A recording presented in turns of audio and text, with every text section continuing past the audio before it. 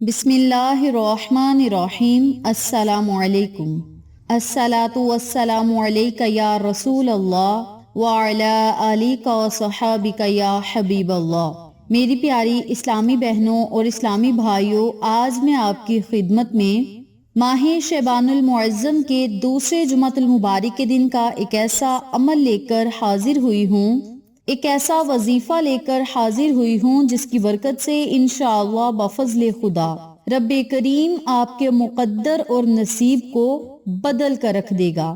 جیسے میں آج آپ کو عمل بتاؤں گی، اگر آپ اسی طریقے سے یقین کامل کے ساتھ وظیفہ پڑھ لیتے ہیں تو انشاءاللہ بفضل خدا رب کریم آپ کی قسمت کے بند دروازوں کو ضرور کھولے گا اور آپ کی تمام ضروریات کو بھی پورا کرے گا۔ آپ جیسا سوچیں گے ویسا ہی آپ کے ساتھ معاملہ کرے گا۔ اس کے علاوہ آپ کی مرضی کے مطابق آپ کے معاملات طے ہوں گے اور اللہ رب العزت سے جس چیز کا آپ سوال کریں گے جواباً وہ چیز آپ کو ضرور ملے گی۔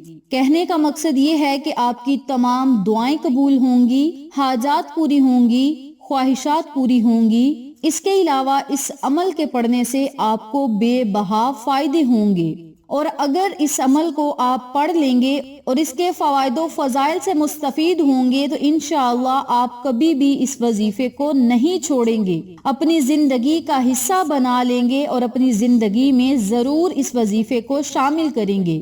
آپ نے اس عمل کو، اس وظیفے کو صرف جمعہ کے دن ہی پڑھنا ہے۔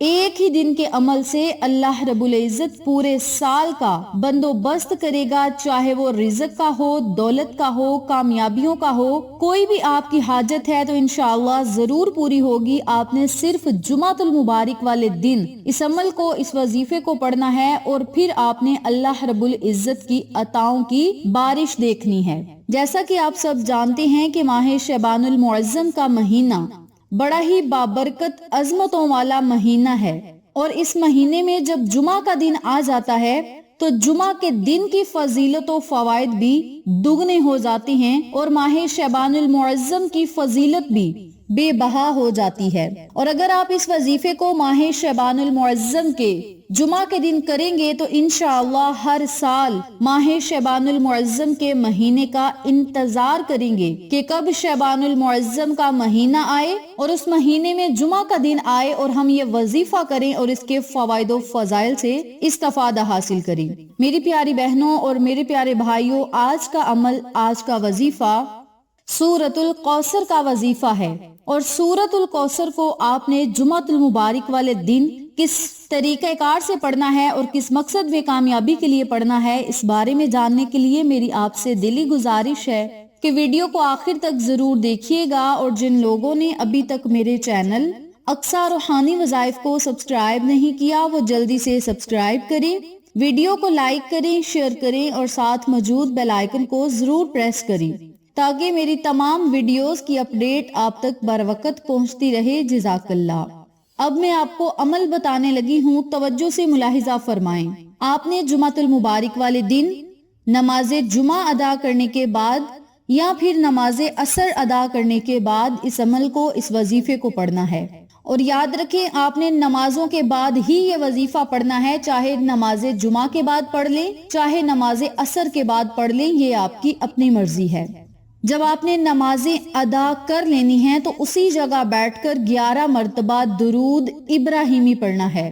درود ابراہیمی پڑھنے کے بعد آپ نے 41 مرتبہ سورۃ الکوثر پڑھنی ہے، اور سورۃ الکوثر کو آپ نے بما بسم اللہ شریف کے پڑھنا ہے۔ بسم اللہ الرحمن الرحیم، انا اعطیناک الکوثر فصلی لربک وانحر انا شانئک ھو الابتر۔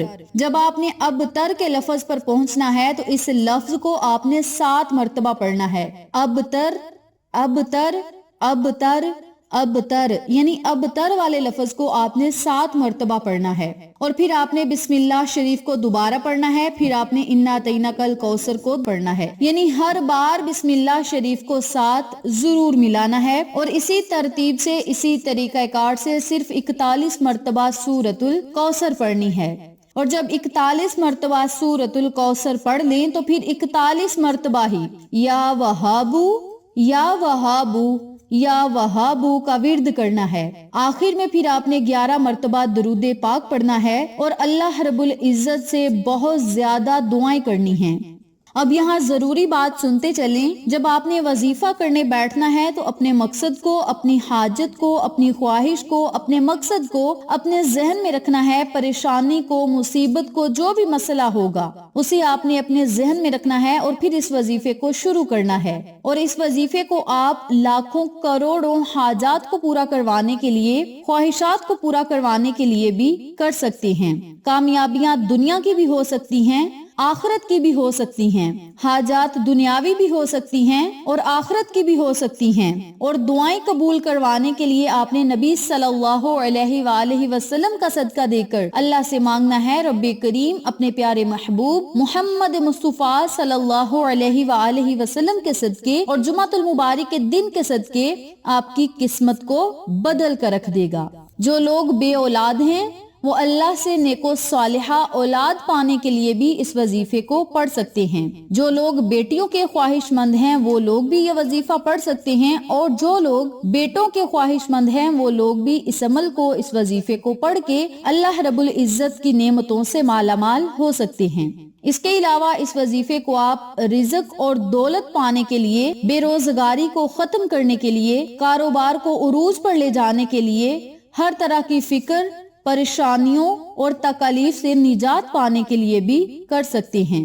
اور کاروبار میں بے بہا ترقی اور اضافہ کے لیے بھی آپ یہ وظیفہ کر سکتے ہیں۔ کہنے کا مقصد یہ ہے کہ آپ اس وظیفے کو لاکھوں کروڑوں مقاصد میں کامیابیاں پانے کے لیے اور زندگی کی تمام پریشانیاں دور کرنے کے لیے بھی کر سکتے ہیں۔ اس بابرکت اور مقدس وظیفے کو اگر آپ ماہ شعبان المعظم کے دوسرے جمعہ کو نہ کر سکیں تو تیسرے جمعہ کے دن کر لیں، چوتھے جمعۃ المبارک کے دن پڑھ لیں۔ اور اگر آپ اسی عمل کو، اسی وظیفے کو شب بارات کی رات میں کریں گے تو سونے پہ سہاگا ہے، کیونکہ وہ رات ایسی رات ہے جس میں قسمت کے فیصلے کیے جاتے ہیں، تقدیروں کے لکھے مٹوائے جا سکتے ہیں، اللہ رب العزت سے بے بہا رزق اور دولت لیا جا سکتا ہے اور رب کریم کے خزانوں کو سمیٹا جا سکتا ہے۔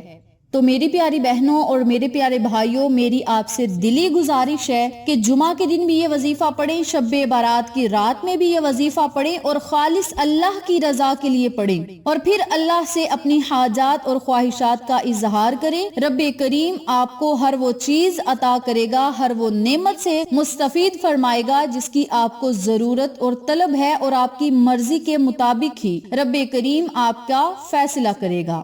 اس عمل کو، اس وظیفے کو آپ خود بھی پڑھیں، اپنے جاننے والوں کے ساتھ ضرور شیئر کریں تاکہ تمام لوگ اس وظیفے سے مستفید ہوں، ہم سب کو صدقہ جاریہ کا ثواب ملتا رہے۔ ویڈیو اچھی لگے تو لائک کریں، شیئر کریں، چینل کو سبسکرائب کریں اور ساتھ موجود بیل آئیکن کو دبا کے آل نوٹیفیکیشن پہ کلک کریں تاکہ میری ہر نئی آنے والی ویڈیو کی اپڈیٹ آپ تک بآسانی پہنچ سکے۔ انشاءاللہ پھر کسی نئے وظیفے یا اچھی معلومات کے ساتھ آپ کی خدمت میں حاضر ہوں گے۔ تب تک کے لیے اجازت دیں، اللہ نگہبان۔